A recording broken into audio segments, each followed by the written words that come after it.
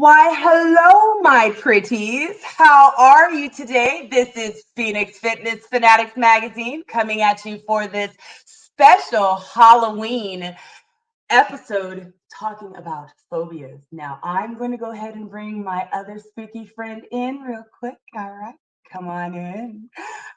Hello, my friend. We have Jeffrey. And we today are going to be talking about the nation's top 10 phobias. But before we begin, we gotta boogie just a little bit because Halloween is not Halloween without a little bit of Michael Jackson's Thriller.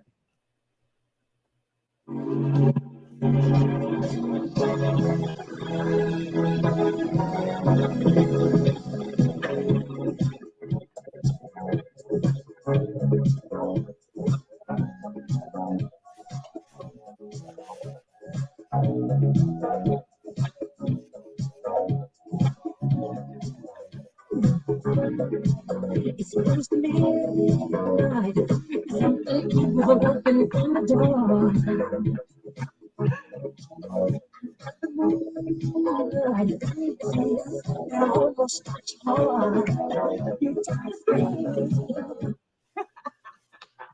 All right. Oh my goodness. Thank you I gotta so fix my much. hair. My hair's a mess. I need to go Your to the hair hair. it's so wild there. I need to go to the hairdresser. Yes. Thank Yes, you yes, so yes. much, Jeff, for joining me today for this amazing special Halloween Mental Monday addressing the nation's top 10 phobias. Now, there's a lot more phobias out there, but again, we're going to go ahead and just address these 10. Some of these I've even actually had in life, and we're just going to talk about how to get over these things as well, right? And why we actually get some of this fear as well, because Jeff got some news for you, and you're going to be really surprised at what your fear can be linked to in the body. So, first on the list, arachnophobia, fear of spiders. That's a big one Yeah. for many, many people. That's huge for many people. I mean, even the smallest of spider will have them, completely triggered. I don't like spiders myself, but I will kill one if I have to. Okay, they're not going to stay in my home. But my son, he freezes up completely. Oh, He really? won't touch it. Oh no, he will not touch it. And we're working through that right now. I mean, I've even said, you know what, let's go together and kill it, because that's really what I had to do. I had to have my mother, I'd watch her, she was just a G with it. Like she'd come out, oh no, let me roll this up, and she'd roll that newspaper up and she'd go to town. So it's how do you feel about spiders, Jeff? So I don't have any problems with spiders unless they're poisonous. So I'm not living around poisonous spiders. But from you're saying your mother, you, and now your son. So is that something genetic, or is it something that's passed down through, which we'll talk about later? Mm-hmm. I think it's the behavior, watching someone else, when you're even as little as, an infant, you're watching your parents and you are, completely in tune with what's going on around you. So if you see someone that's, freaking out and you see that it's a spider that they're, getting to that point with, you may, because that's my mother. So I'm like, oh my gosh, that's mom. Why is mom feeling like that?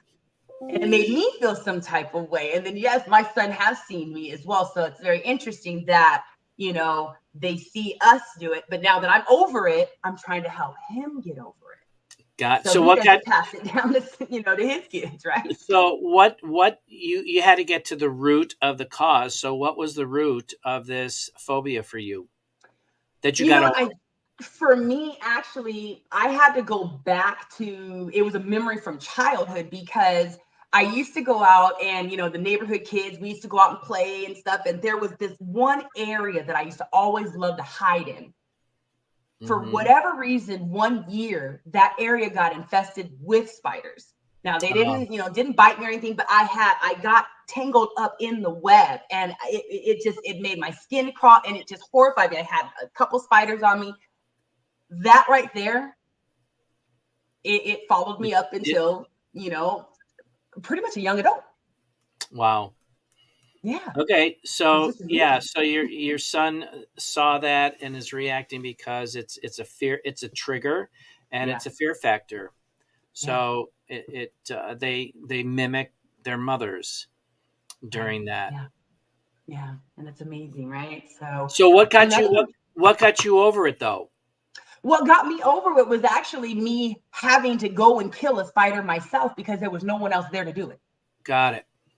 So it's like, okay, either I'm going to sit here and just stay stuck and let this thing. And at the time, the spider that I had to kill was a black widow. Ah, okay. And those so are poisonous. I had to kill it. I mean, there was no ifs, ands, or buts about it. It was, okay, you know what? If you don't kill this thing and this thing ends up in, somewhere else in your house, you might get bit.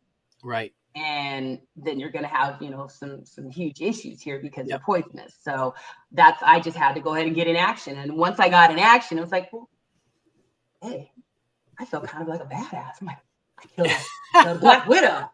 Hey, I killed a black widow, And at that point, it was all right.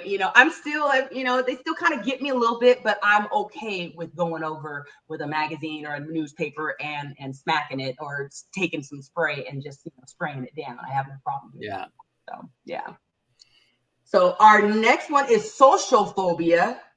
Fear of being in public situations. I know there's a lot of people out there that, if it's more than one or two people, they get a lot of anxiety. I myself, I love being in groups. I have no problem with it. But I do see that, again, with my son does not like being in a lot of public situations. He won't be in a situation when there's a huge crowd. He doesn't want to go. And I asked why. I said, well, why would you not want to go? He says, well, you know what, Mom, if something goes down, I don't want to get trampled. There's too many people. I just feel like if but I think in today's society, we tend to just stay on edge. We're right now, it's like we're waiting for something to happen in every situation because of what we're seeing, what we're dealing with, right? So I think that's where he's at, is he's like, if something goes down, I need to feel safe, and I don't feel safe in, these big public situations. He'll be okay in a smaller group, but even, this weekend we had a get together at our complex, and there was about 30, 40 people there. He didn't want to come out. That's fine. So, okay. So that's a small crowd, but, so he doesn't go to concerts. It might have been him just being a teen, at that point. Yesterday, it might have just been him saying, hey, I don't feel like it, but even going to, concerts and things like that. What about movies? We don't go to movies a whole lot. We tend to watch them at home. We get the popcorn and the candy and all that stuff, and we do that. And I've been doing that, since I was little, because that's how my parents were. We'd always, do the at home movies and stuff. So So and fear of social interactions. It does take some time to get through that. And, those that are dealing with that hope that they will be able to get to the root cause, because I don't know, your everybody's experience is different. And hopefully that these people were not traumatized by something. For example, they're out in public and they're made fun of or whatever. That's a traumatic experience. And so, and that could impact them physically and mentally, and it could put them into a mode or a state where they just will not, they refuse to go out because of that. So, and that's happening. You know what? And I'm gonna drop this as we're talking about that fear type of thing, is because I relate this to it's now part of social media. There's a lot of bullying on social media, and I'm seeing it more and more and more and more. And these individuals need to be reconciled with or held accountable, because many of them are not. And it's a shame to see people who have disabilities, people who are, have their own looks, have whatever the case may be, that people don't resonate, and they come back with some really nasty comments. And so it will shun them away from social media, which has become a huge, huge part of everybody's life in light of, coming through this pandemic. So that's right. Yeah.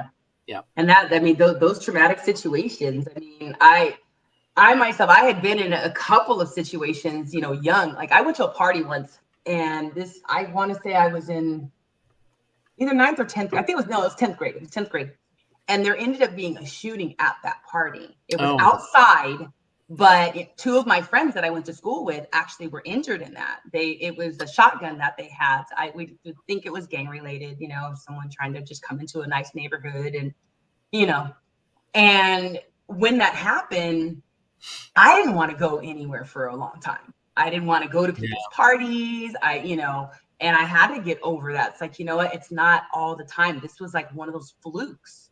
You just happen to be there. Right. So but it does definitely linger. And I think as I've raised my son as well, I've been very cautious, because of that situation as well. But for me, I can't stay out of the public because, I mean, for me, I'm a business owner, right? But I thrive off of being around people. So I had to get over that social, that situation that happened. Because I'm like, I'm not going to allow this to keep me out of, doing what I want to do in my life. Sure.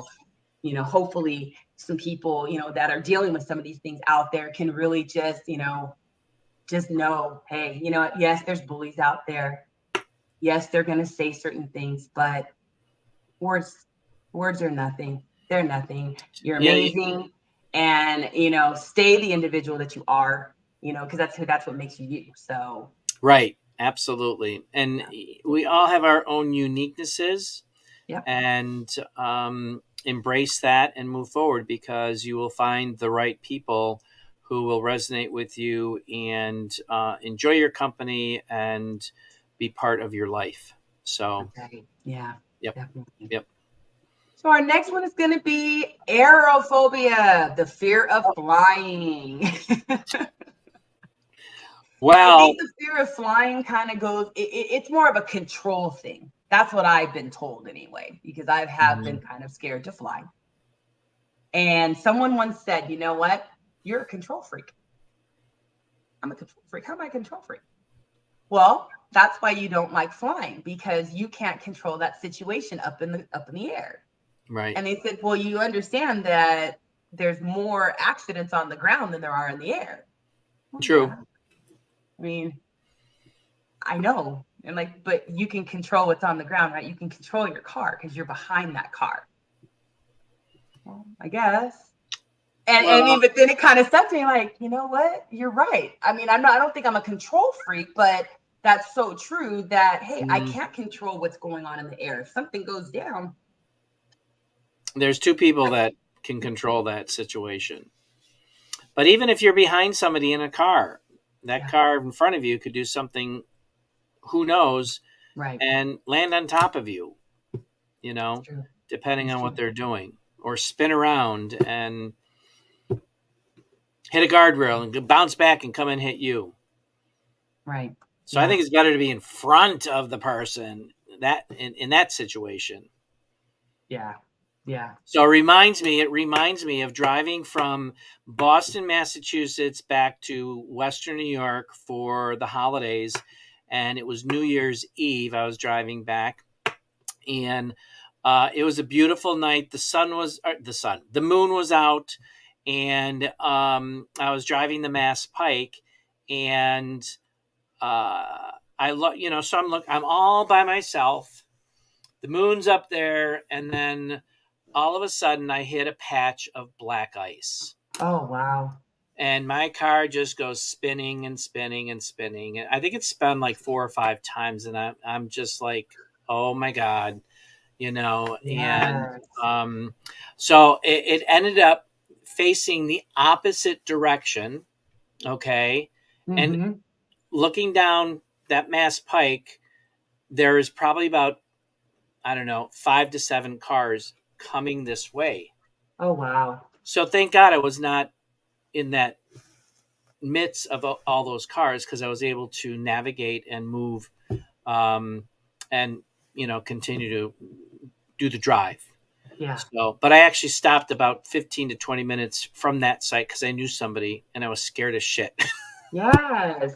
Now, and that right there, that situation could have almost brought you into another phobia, which is vehophobia, the fear of driving. Fear of driving, right? Yes. Right. Because I know there's a lot of people that, they've been in an accident. Maybe it's not even a bad accident, but it's the trauma of someone impacting you in your car. Yeah. Right. Yeah. And absolutely. that just that jolt, it doesn't have to be a huge hit. I mean, our brain is such a wonderful thing. I mean, it doesn't have to be huge trauma.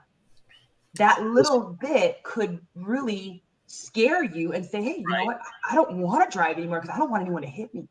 Right. And Right. now you think everyone's out, everyone's going to hit you. Right. Yeah, exactly. Exactly. And when I came back to Boston, I had slowed down driving from the west to the east and looked at the guardrail, because I hit the guardrail 3 or 4 times. And then I continued to slide a little bit, coming around facing east. And within 5 feet of that, there was no guardrail, and it went down into a gully. So I was thankful that I hit the black ice when the guardrail was there, as opposed to the non-guardrail, the guardrail part. So somebody was watching over me. That's for sure. That's for sure. Wow. Thank God. But I'm still driving. That's good. That's good. You didn't let it get to you. So that's very good. Yeah. Yeah. So now one of our next ones is going to be claustrophobia. Oh. The fear of enclosed spaces. A lot of people, this one impacts a lot of people. And sometimes people don't even know that they have this. I mean, I have crawled through small spaces as an animal control officer many years ago, even doing some of the mud runs and the different physical stuff I do. But I will tell you, when I went to have a MRI done and I had to get in that machine, I couldn't do it. It was, oh, wow. It gave, I got nauseous. I was shaking. Wow. I just could not get in that small space for whatever reason. And that is claustrophobia.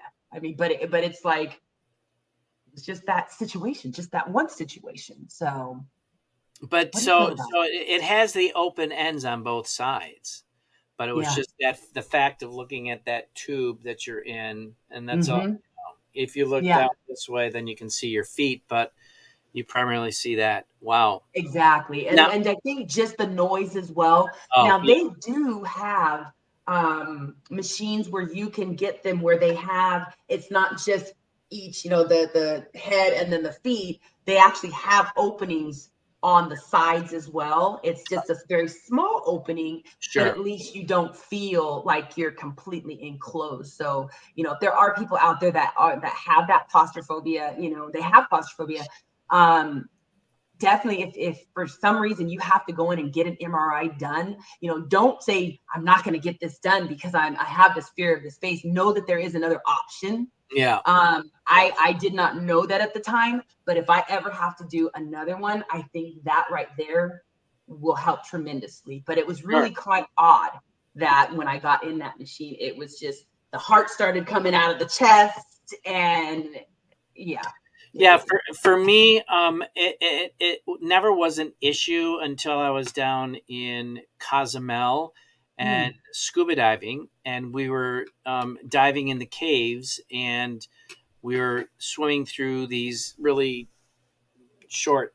Well, it's higher than this because of the tank and stuff, but we were going through these caverns, and the cavern walls are closing in. And that did it, get the heartbeat going a little bit quicker. than normal, so that, and I can't think of any other time being in an enclosed space that that petrified me. So, and see, that would being under enclosed space and then underwater as well. I think that would have gotten me, because I'm not the most strongest swimmer anyway. So.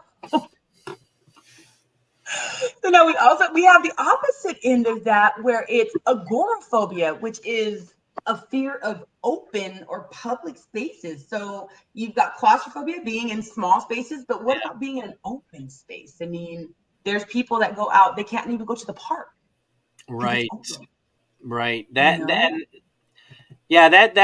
really surprises me in many ways, because growing up as kids, we're outside for the most part, and unless you live in the city, then you've got, smaller parks, but you've got, Central Park, which is massive.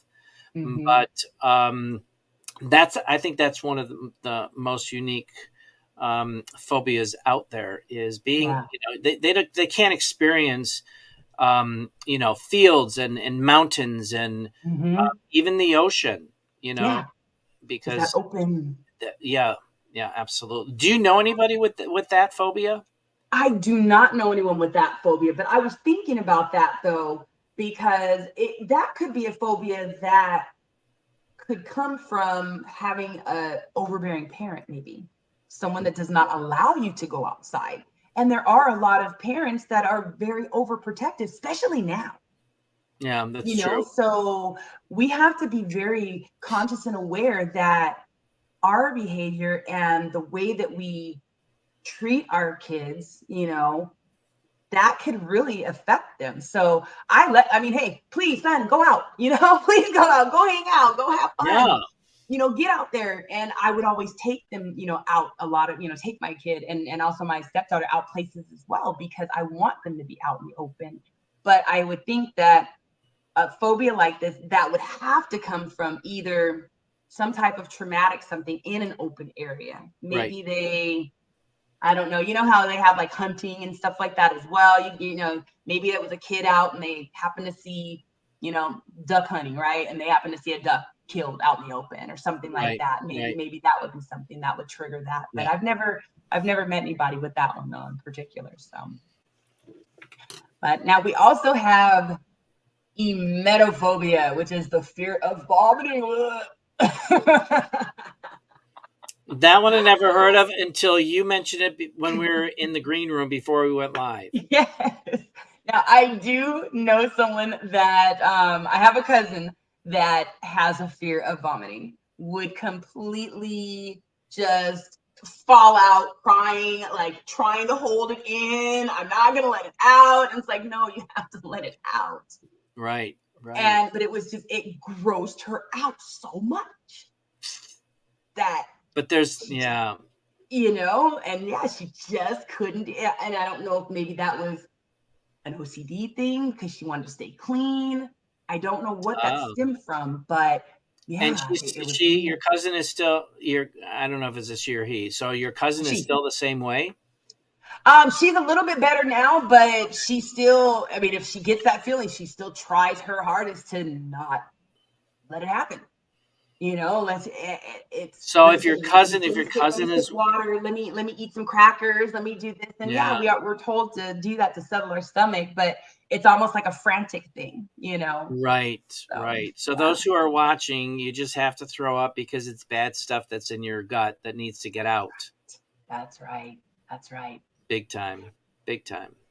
So now we have one other one here that we're going to talk about, and then we're going to talk a little bit about where this fear comes from, because this is very interesting. So this last one here is tryptophobia. Tryptophobia is the fear of holes or bumps.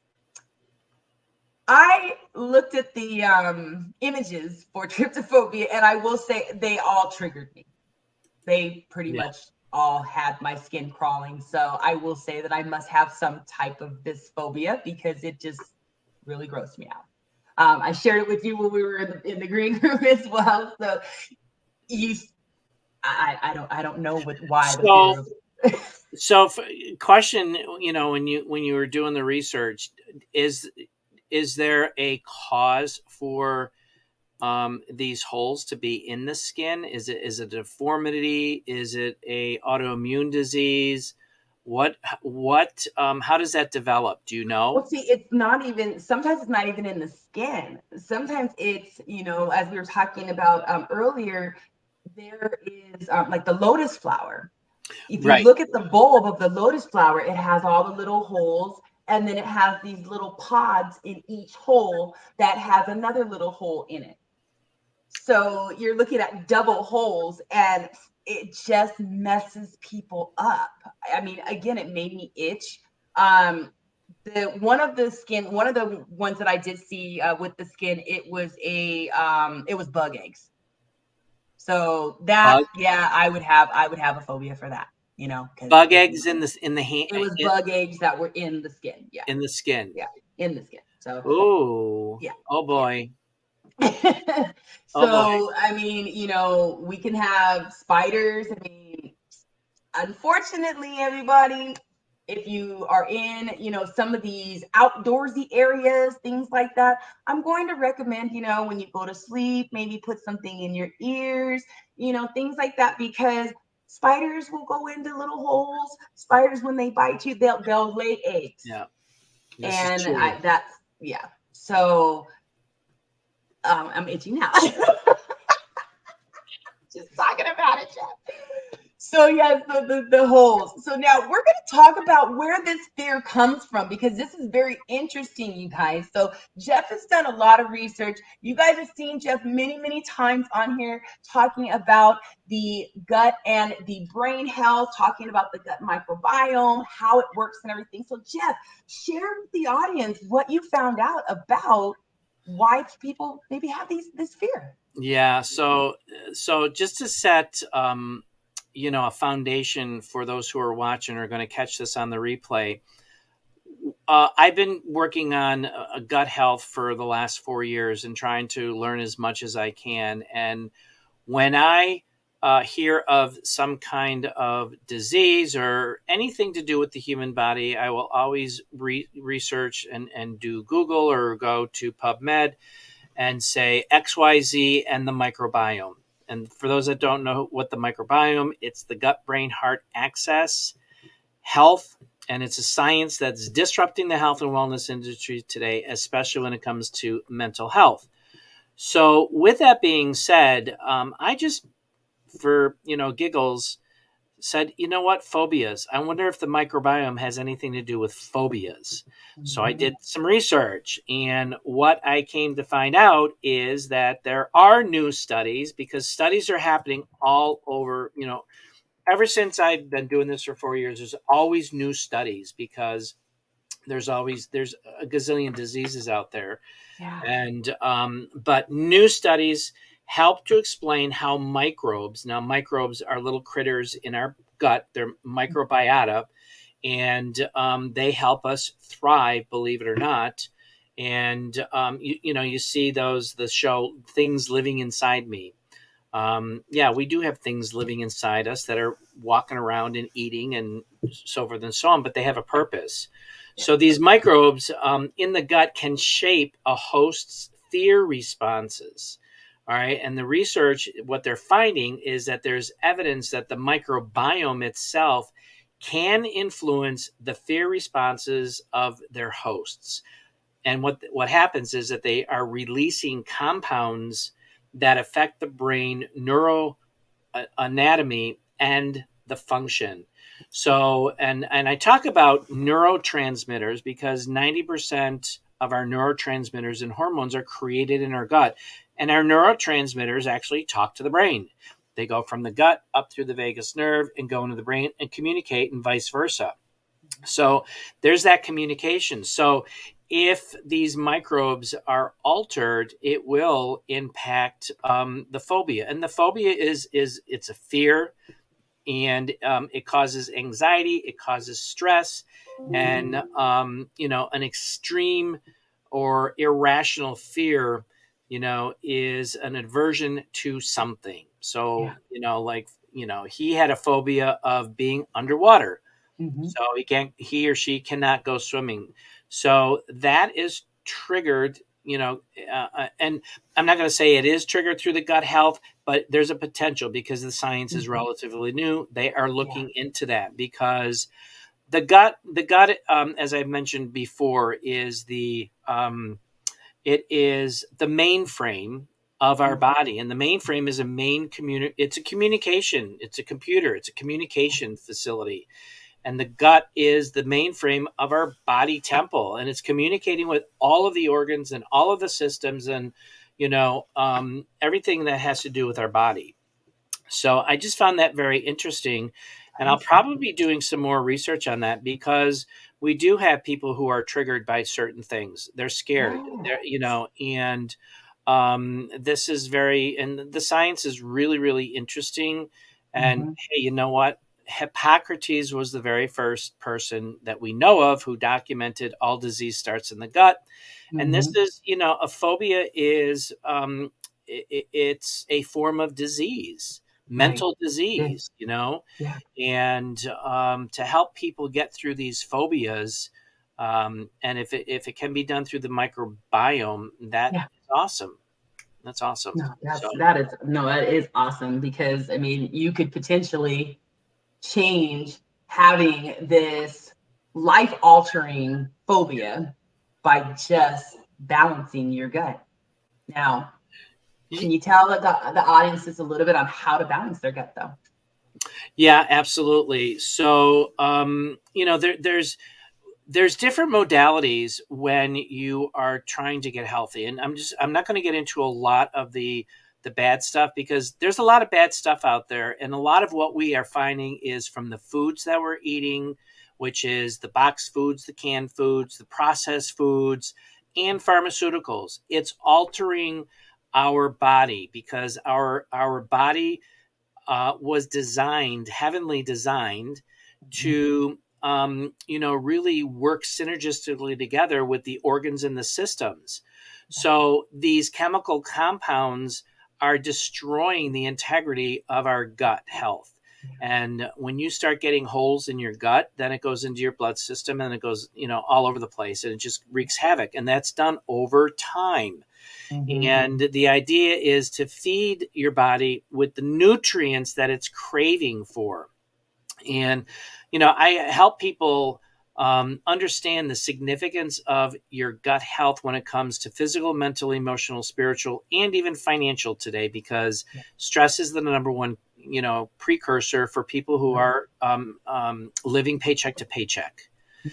And once you start feeding your body, the right protocols, it's amazing how fast your body is receptive to that.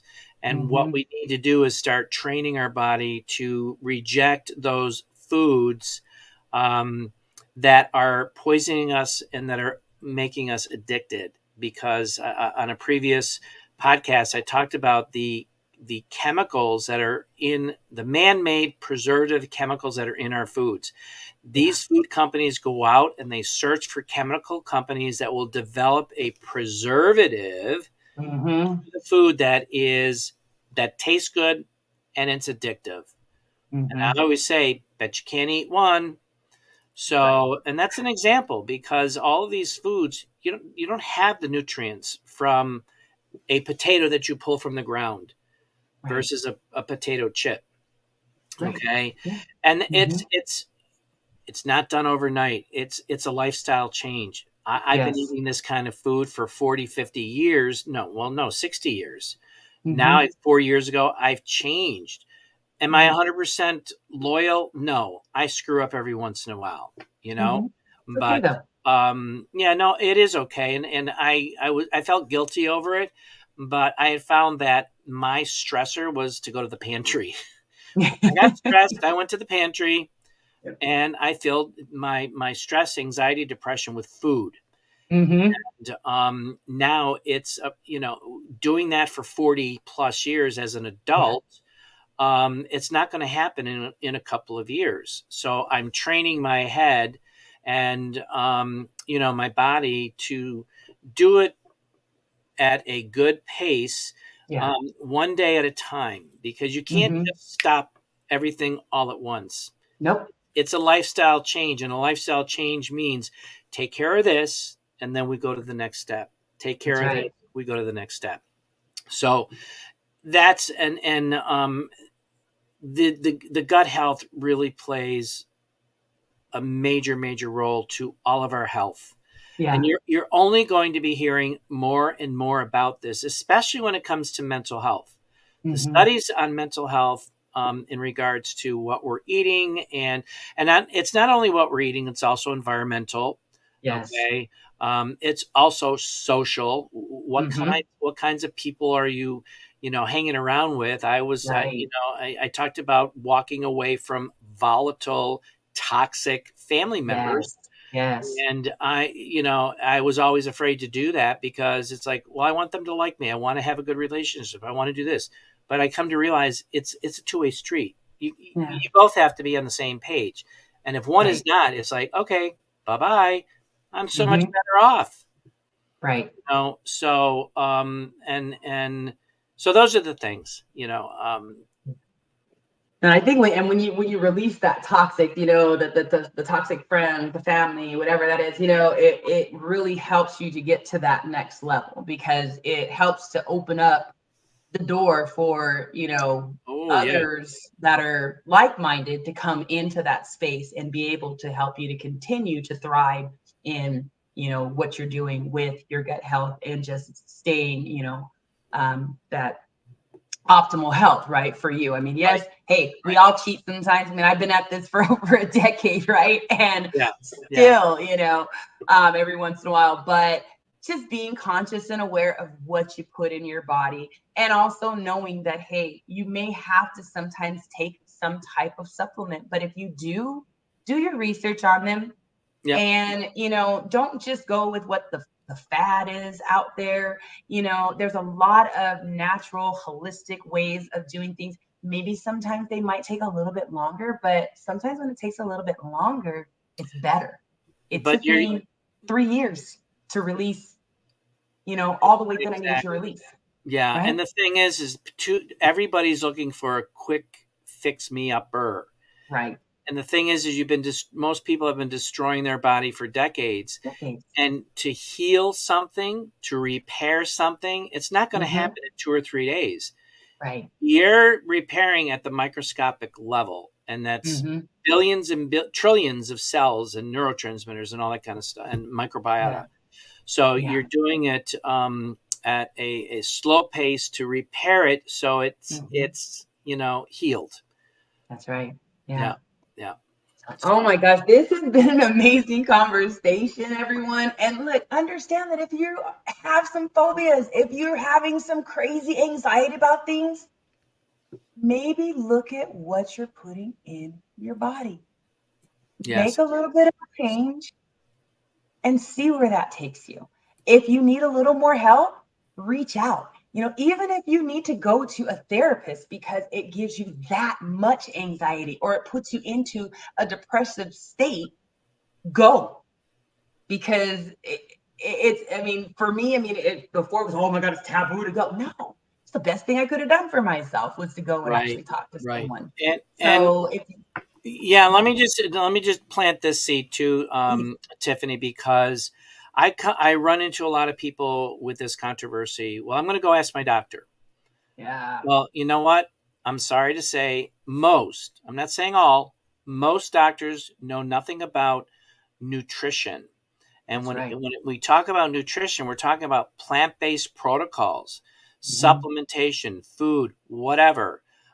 They are trained to go to that green book, and Yes, it's a prescription, and they right. reach for the prescription pad. Okay, Hmm. Hmm. and I'm not knocking them. That's what they were trained with, this Yeah, Western medicine system, which is broken, by the way. yes, it is. My opinion, but they don't know, and that's not their expertise. So do some research and go to a pharmacist. A lot of Yeah, pharmacists are rarely in tune to plant based, and what they do. So, but do your research yeah, and get educated, because we're taught to go believe doctors, and doctors are human. They're not always right. That's right. That's so, right. Well, everybody, this has been just awesome. So, Jeff, thank you so much for joining me today. Thank you, everyone, for joining us for this Phoenix Fitness Fanatics special Halloween Mental Monday, addressing the nation's top 10 phobias. Let us know if any of those resonated with you. Please comment in the comments once we, look, we're live. So comment in the comments if you're feeling this, or even if you have one that we did not address. Please put it in the comments. We want to know about the different phobias out there. So, we can also go back and research them too, because I really, really enjoy knowing about these things. So thank you all so much. Have an amazing Halloween. Be safe out there, and we will see you next time. Take care. Have a great week. Bye. Bye, Marisa. I saw you comment.